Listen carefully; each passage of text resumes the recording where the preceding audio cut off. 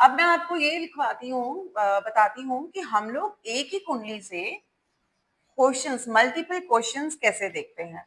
ये तो हो गया असेंडेंट, ठीक है। आपने एक क्वेश्चन पूछना है तो आपने असेंडेंट उठाया और आपने बता दिया कि ये। अब सपोज करो इसी चीज में मेरा कोई और क्वेश्चन आता है, मैं आई हूं तो मैंने और भी क्वेश्चंस मेरे मन में आए, मैंने पूछ लिए।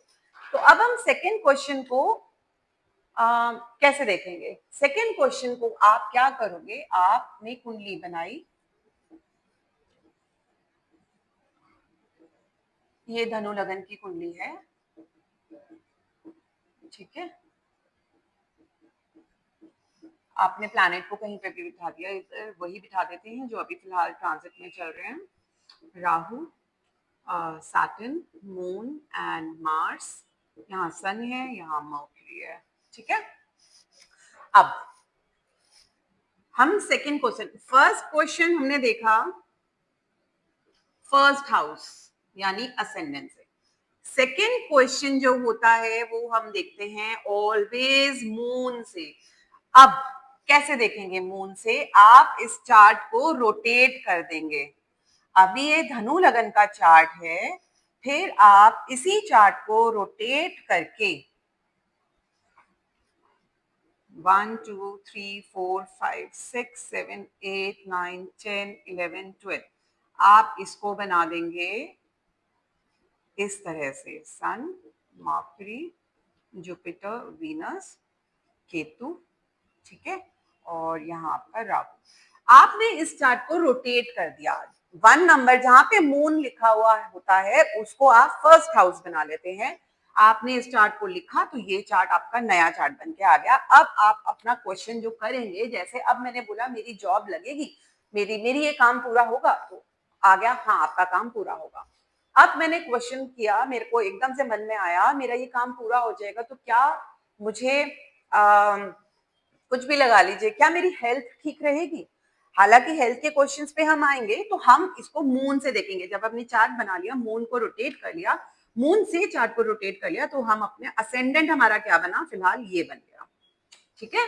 तो अब हम इसको असेंडेंट लेके अपना आंसर निकालेंगे।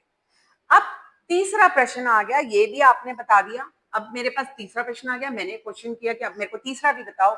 तो हम क्या करेंगे, थर्ड क्वेश्चन जो होता है वो हमारा सन से देखा जाता है। इसी चार्ट को मैं सन से रोटेट कर दूंगी, मतलब आपका सन फिलहाल इस टाइम लगन में आ जाएगा। ये चार्ट रोटेट होके यहाँ पे अभी सन 2 नंबर में है, 2 3 4 5 6 7 8 9 10 11 12 1, यहाँ सन आ गया, मर्क्यूरी, जुपिटर, वीनस, ये केतु, ठीक है, और राहु। सैटर्न कहाँ है हमारा, यहाँ पर है, मार्स और मून ये यहाँ पे है, ठीक है। यही चार्ट को अब आपने सन से रोटेट कर दिया तो आपकी तीसरी कुंडली बन गई तीसरे क्वेश्चन के लिए, ठीक है। इस तरह से आप करेंगे। अब फोर्थ क्वेश्चन आपको हालांकि लेने नहीं है इतने सारे क्वेश्चंस, क्योंकि एक बारी में एक ही क्वेश्चन का आंसर देंगे तो बढ़िया रहेगा। फिर भी कई बारी होता है तो आपको रूल्स पता होने चाहिए। अब किसी को चौथा क्वेश्चन भी पूछना है तो चौथे क्वेश्चन के लिए आप इसी चार्ट को रोटेट कर देंगे जुपिटर से, जहां पे भी जुपिटर बैठा हुआ है। जुपिटर इस टाइम ट्रांजिट कर रहा है हमारा 4 नंबर राशि से। तो जुपिटर, वीनस, केतु, ठीक है, उसके बाद हमारा आ गया यहाँ पे राहु, सैटर्न, मार्स, मून, सन, मर्क्यूरी, ठीक है। ये आपका बन गया फोर्थ। सबसे पहला first question, second question, third question and fourth question, ठीक है। फोर्थ में से ज्यादा क्वेश्चन आपको नहीं लेना। अगर फिर भी लेना पड़ता है, फिर भी, तो एक पांचवें क्वेश्चन के लिए एक रूल और होता है, सिलेक्शन ऑफ जुपिटर और वीनस, इन दोनों में से which one is stronger at that time.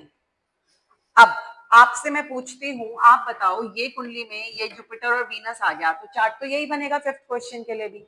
मगर आप असेंडेंट, आप इंपॉर्टेंस किसको दोगे, इसको, वीनस को या जुपिटर को? इंपॉर्टेंस मिलेगी आपकी जुपिटर को, क्योंकि जुपिटर स्ट्रॉन्ग है, एग्जॉल्टेड पोजीशन में है, इसलिए जुपिटर को ज्यादा इंपॉर्टेंस मिलेगी। बट कई बार ये होता है कि जुपिटर कहीं और बैठा है, सपोज करो कि यहाँ पे जुपिटर यहाँ बैठा है, अब आप क्या बोलोगे? जुपिटर नीच का हो गया, तो इंपॉर्टेंस किसको ज्यादा मिली? वीनस को। ठीक है, हालांकि वीनस भी बहुत अच्छी जगह पे नहीं है, मगर जुपिटर से तो अच्छा है ना, तो इसीलिए जुपिटर को इंपॉर्टेंस कम मिलेगी, फिर आप वीनस से चार्ट देखोगे। तो ये एक प्रोसीजर है आपका चार्ट के अलग अलग क्वेश्चंस देखने का, कि एक ही चार्ट से हम कैसे क्वेश्चंस देखते हैं।